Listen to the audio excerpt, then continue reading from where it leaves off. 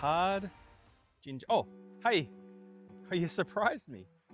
Well, while I've got you, I'm already in full camp mode, obviously. Let's do a long-term review of the tent, shall we? Sounds good. Around the edges, coming close, around the edges, I've put some pinch weld. The good thing about pinch weld around the edges is that when you're trying to close it, it doesn't jam on these edges, it slides over. And also down here, it used to jam on these edges, on the little, what do they call, rivets, but now it slides over. And the third thing is, when you're closing it and you're stuffing everything in here, your fingers don't get scratched. Pinch weld from Bunnings, it's like, I don't know, 10 bucks a meter or something. The other mod I've done is I put the elastic around the middle. Hoi! Beautiful. And that brings in the sides when you're closing it. So I just bring those down. Okay. The ladder's never given me any problems. It's the original ladder. 3 years camping, I think I've done 60 nights. About 20 nights per year, maybe 25 nights per year. There you go. Inside the tent,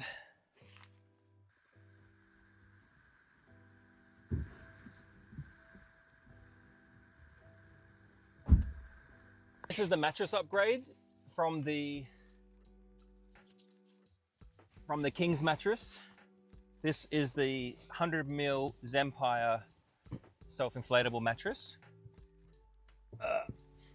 And you just open up the nozzle at the end and you've got, this will inflate to 100mm and it's got built-in insulation and it's amazing to sleep on. And I'll show you how I deflate it when I break down camp in the morning. But let me show you all the setup when it's set up and finished, and then we'll go through some of the other features. I've also added the bags, and they're great. I just put my Ugg boots in there and they stay dry. No problem there.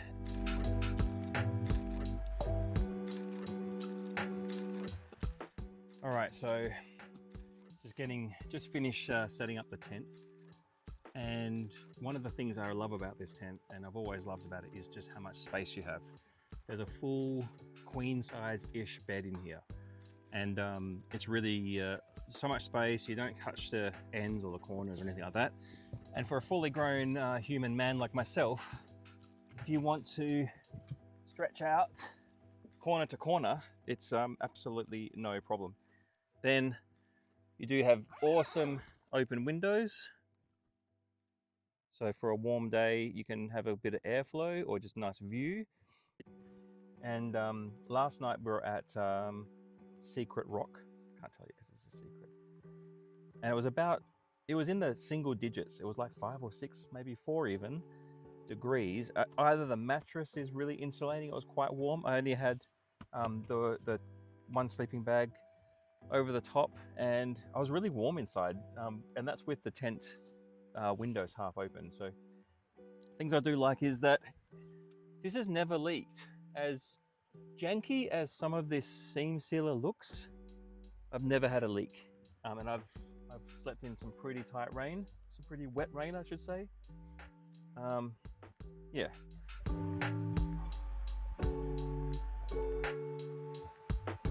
One of the things I don't like about the tent is this sunroof. So you can't really use this sunroof. There's no use case for it that makes sense, because in the winter time or in the springtime or any time that there's going to be dew or any kind of precipitation whatsoever, that's a big word for rain, once you open up the main awning, which is this awning section, has to roll all the way up to expose the sunroof. All it is mesh. You're going to get wet. Simple. It has to be one of those nights where there's no dew. I can't remember how to work that, if it's when the clouds are out or when there's no clouds. I forget. Anyway, the night where there's going to be no dew and no moisture. Otherwise you're going to get wet no matter what. And I did have the awning, the big tent awning there for a little while, but that awning that zips up around this, and it's crazy hard to set up. It's annoying, it's floppy, nothing tightens up. It's not a very good awning. When it is set up, there's a lot of space, but all the walls are flapping in and it's just not very good. Okay.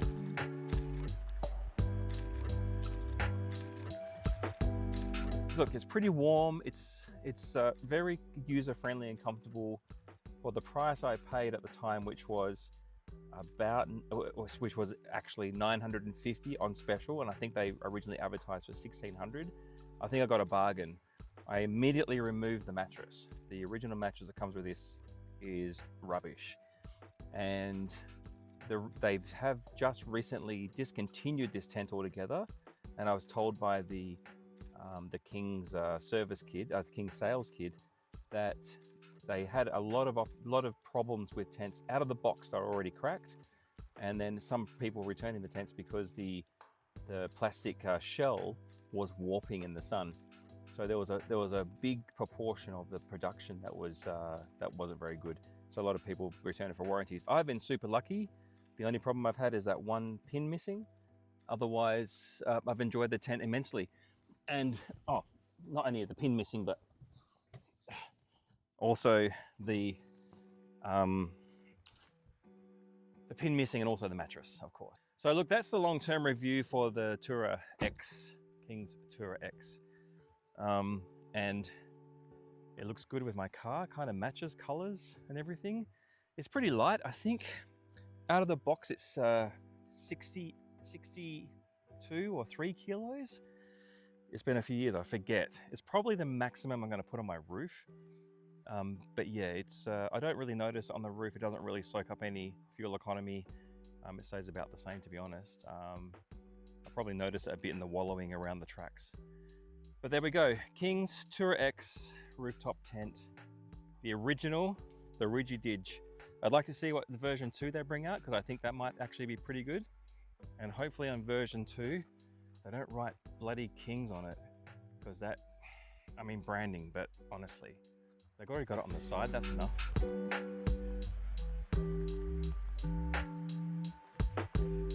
Hey guys, sorry I had to stop the video really quick. News just in. I was looking for the awning, and I came across the brand new King's Tourer.